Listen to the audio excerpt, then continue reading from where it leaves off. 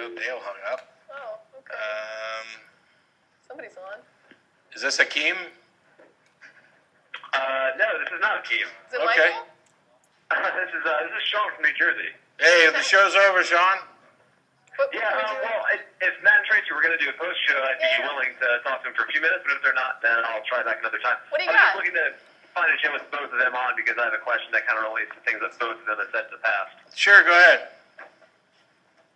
So, the subject of nothingness, Tracy has kind of struggled with this in the past with good reason. I want to know what the best way, if you found one, is to kind of convey to theists that nothingness is an unintelligible concept, and that because it does a lot of kind of unwarranted credit to theistic arguments, I think. Okay, Dale, yeah, you said the name was Shawn?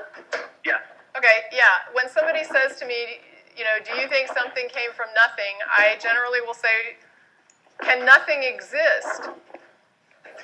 Right? Not only that, but can nothing be acted upon? This idea that somebody could act upon nothing. Right. I mean, when they're, clearly they're talking about it outside of the physics concept that is defined. So when they say that there's this nothing from which everything comes that we believe in, I guess the question is, can nothing exist? And if it can, then it's something, right? Because if it's existent, it's something. And if it can't, then that makes something a necessary state.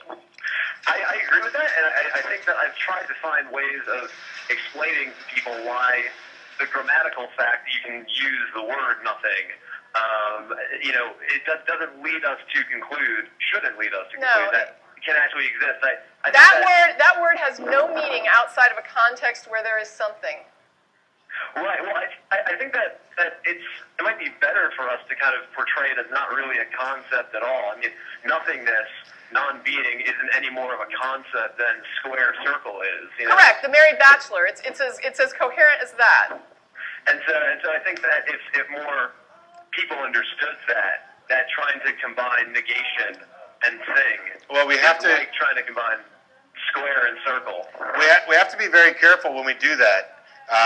To be very clear about what we're talking about by nothing, and when we need to make sure we're clear that we're saying nothing as a thing that could exist, because the concept of nothing is actually useful and valuable.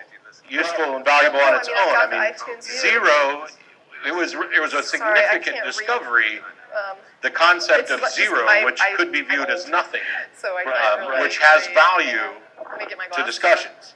Well, I think we should also draw a distinction between nothingness and emptiness, and I think that's also a major source of confusion. Yeah, I think so.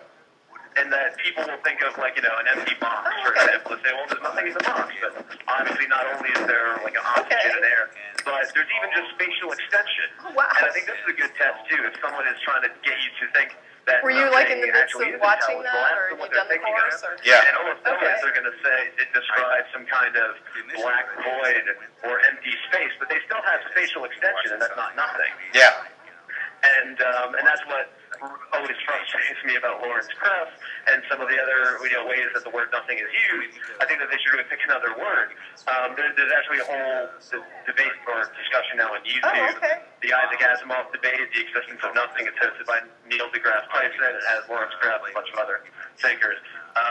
And it was interesting but frustrating at the same time. Yeah, Lawrence and I actually had a conversation about this.